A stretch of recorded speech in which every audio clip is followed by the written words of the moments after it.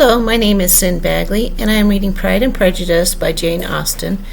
The ebook can be found in Project Gutenberg. Chapter 16. As no objection was made to the young people's engagement with their aunt, and all Mr. Collins's scruples of leaving Mr. and Mrs. Bennet for a single evening during his visit were most steadily resisted, the coach conveyed him and his 5 cousins at a suitable hour to Meryton, and the girls had the pleasure of hearing as they entered the drawing-room that Mr. Wickham had accepted their uncle's invitation and was then in the house. When this information was given and they all had taken their seats, Mr. Collins at leisure to look around him and admire, and he was so much struck with the size and furniture of the apartment that he declared he might almost have supposed himself in a small summer breakfast parlour at Rosings. A comparison that did not at first convey much gratification, but when Mrs. Phillips understood from him what Rosling was, and who was its proprietor, and when she listened to the description of only one of Lady Catherine's drawing-rooms, and had found that the chimney-piece alone had cost £800, she felt all the force of the compliment, and would hardly have resented a comparison with the housekeeper's room. In describing to her all the grandeur of Lady Catherine and her mansion, with occasional digressions in praise of his own humble abode, and the improvements it was receiving, he was happily employed until a gentleman joined them, and he found in Mrs. Phillips a very attentive listener, whose opinion of his consequence increased with what she heard, and who was resolving to retell it all among her neighbours as soon as she could.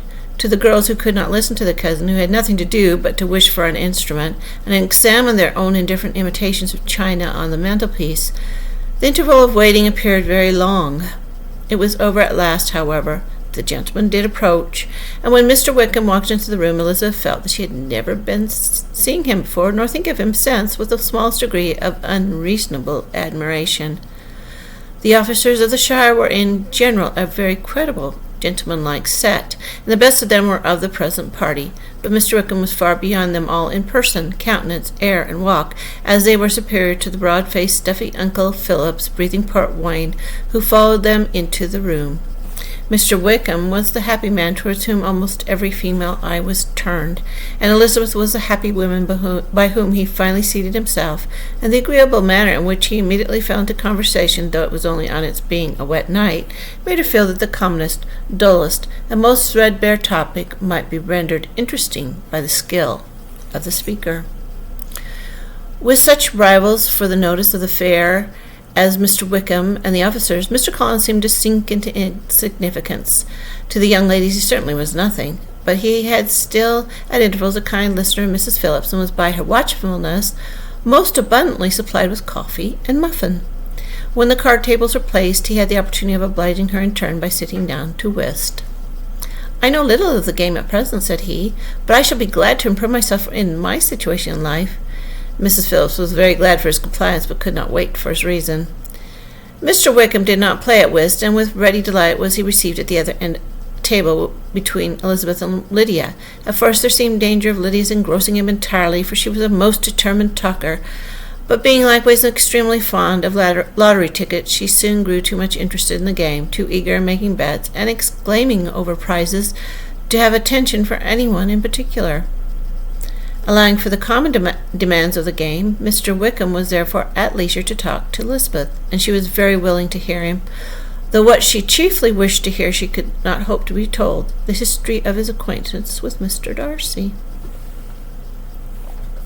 She dared not even mention that gentleman. Her curiosity, however, was unexpectedly relieved. Mr. Wickham began the subject himself. He inquired how far Netherfield was from Meryton, and after receiving her answer, asked in a hesitating manner how long Mr. Darcy had been staying there. "About a month," said Elizabeth, and then, unwilling to let the subject drop, added, "He is a man of very large property in Derbyshire, I understand." "Yes," replied Mr. Wickham. "His estate there is a noble one, a clear 10,000 per annum. You could not have met with a person more capable of giving you certain information on that head than myself, for I have been connected with his family in a particular manner from my infancy." Elizabeth could not but look surprised. "You may well be surprised, Mrs. Bennet, at such an assertion, after seeing, as you probably might, the very cold manner of our meeting yesterday. Are you much acquainted with Mr. Darcy?" "As much as I ever wish to be," cried Elizabeth very warmly. "I have spent 4 days in the same house with him, and I think him very disagreeable." I have no right to give my opinion, said Wickham, as to his being agreeable or otherwise. I am not qualified to form one. I have known him too long and too well to be a fair judge. It is impossible for me to be impartial. But I believe your opinion of him would in general astonish, and perhaps you would not express it quite so strongly anywhere else. Here, you are in your own family. Upon my word, I say no more here than I might say in my house in the neighborhood, except Netherfield. He is not at all liked in Hertfordshire. Everybody is disgusted with his bride, and you will not find him more favorably spoken of by anyone. I cannot pretend to be sorry, said Wickham, after a short interruption, that he or that any man should not be estimated beyond their deserts. With him, I believe it does not often happen. The world is blinded by his fortune and consequence, or frightened by his high and imposing manners, and sees him only as he chooses to be seen. I should take him, even on my slight acquaintance, to be an ill-tempered man. Wickham only shook his head. I wonder, said he, at the next opportunity of speaking, whether he is likely to be in this country much longer. I do not at all know, but I heard nothing of his going away when I was at Netherfield. I hope your plans in favor of the shire will not be affected by his being in the neighborhood. Oh, no, it is not for me to be driven away by Mr. Darcy. If he wishes to avoid seeing me, he must go. We are not on friendly terms. And it always gives me pain to meet him, for I have no reason for avoiding him. But what I might proclaim before all the world, a sense of very great ill usage, and most painful regrets at his being what he is. His father, Miss Bennet, the late Mr. Darcy, was one of the best men that ever breathed, and the truest friend I ever had. I can never be in company with this Mr. Darcy without being grieved to the soul by the 1,000 tender recollections.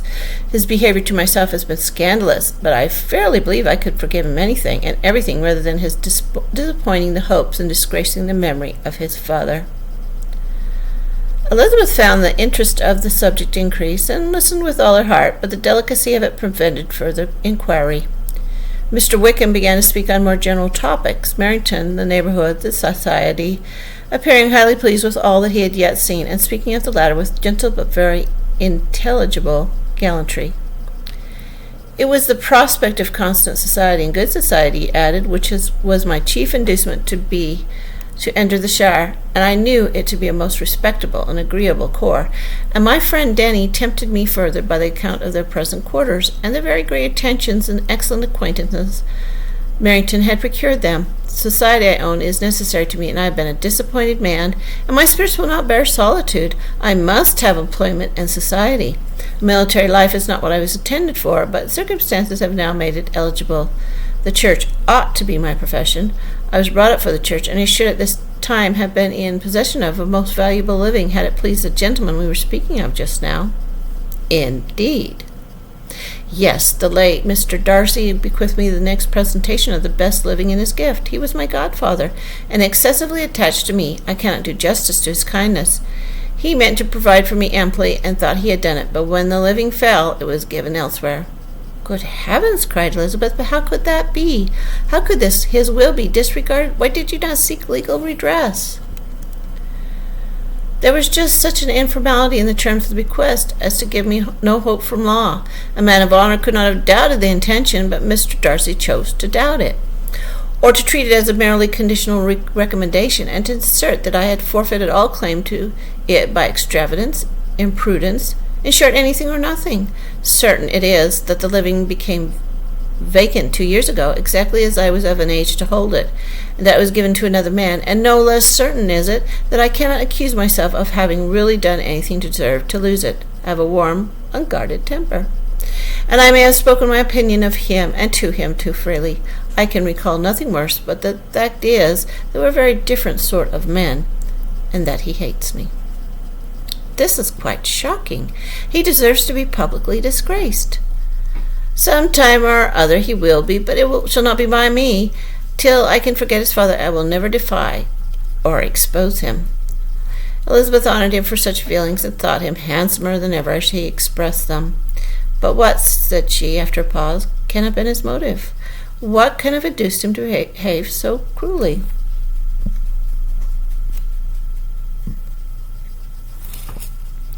A thorough and determined dislike of me, a dislike which I cannot but attribute to, in some measure, to jealousy.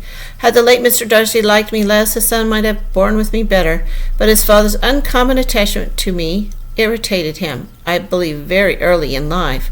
He had not a temper to bear the sort of competition in which we stood, the sort of preference which was often given me.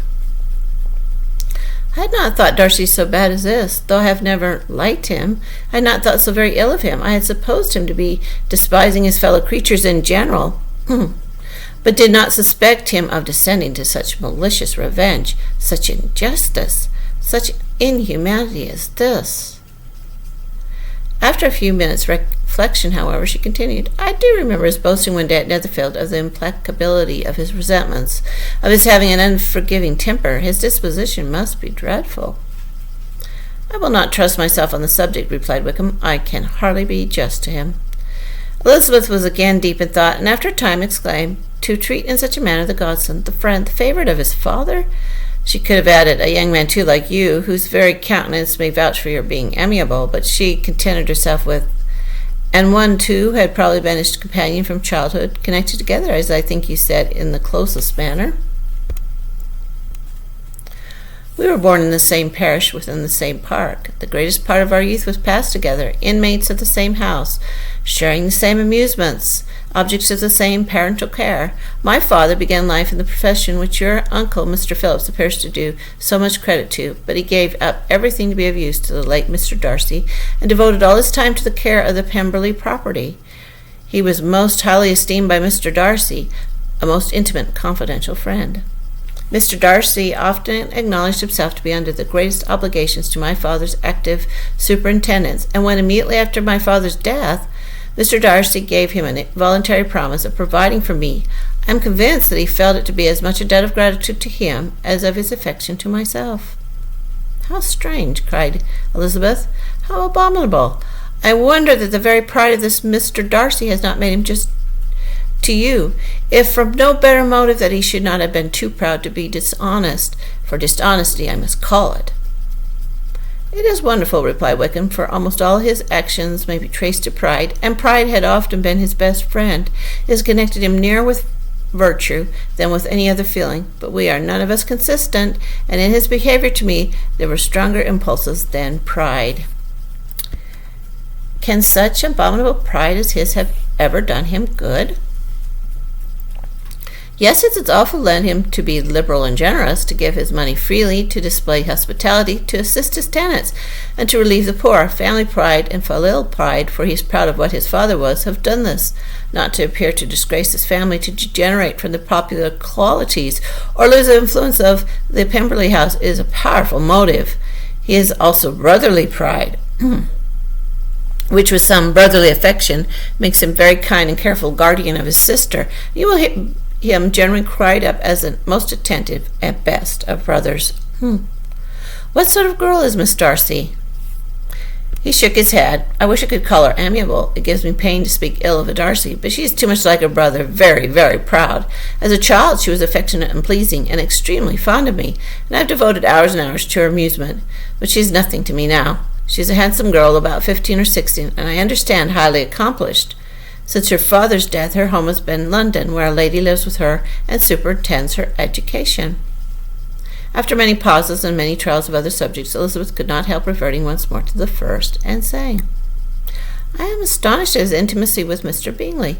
How can Mr. Bingley, who seems good humour itself, and is, I really believe, truly amiable, be in friendship with such a man? How can they suit each other? Do you know Mr. Bingley? Not at all. He is a sweet-tempered, amiable, charming man. He cannot know what Mr. Darcy is. Probably not, but Mr. Darcy can please where he chooses. He does not want abilities. He can be a conversable companion if he thinks it worth his while. Among those who are his equals in consequence, he is a very different man from what he is to the less prosperous. His pride never deserts him, but with the rich he is liberal-minded, just, sincere, rational, honorable, and perhaps agreeable, allowing something for fortune and figure. The whist party soon afterwards breaking up, the players gathered round the other table, and Mr. Collins took his station between his cousin Elizabeth and Mrs. Phillips.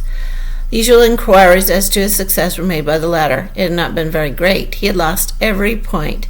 But when Mrs. Phillips began to express her concern thereupon, he assured her with much earnest gravity that it was not of the least importance, that he considered the money as a mere trifle, and begged that she would not make herself uneasy. "I know very well, madam," said he, "that when persons sit down to a card table, they must take their chances of these things, and happily I am not in such circumstances to make 5 shillings any object.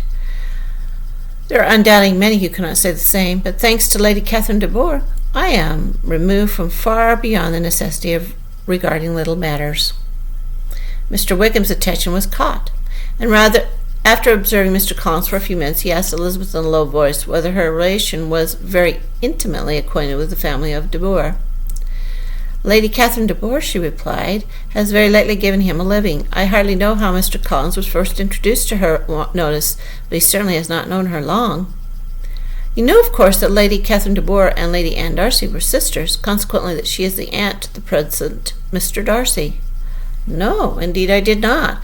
I know nothing at all of Lady Catherine's connections. I never heard of her existence till the day before yesterday." "Her daughter, Miss de Bourgh, will have a very large fortune, and it is believed that she and her cousin will unite the 2 estates." This information made Elsa smile as she thought of poor Miss Bingley. Vain indeed must be all of her attentions, vain and useless her affection for her sister, and her praise of himself if he is already self-destined for another. "Mr. Collins," she said, "speaks highly both of Lady Catherine and her daughter, but from some particulars that he has related of her ladyship, I suspect his gratitude misleads him, that in spite of her being his patroness, she is an arrogant, conceited woman."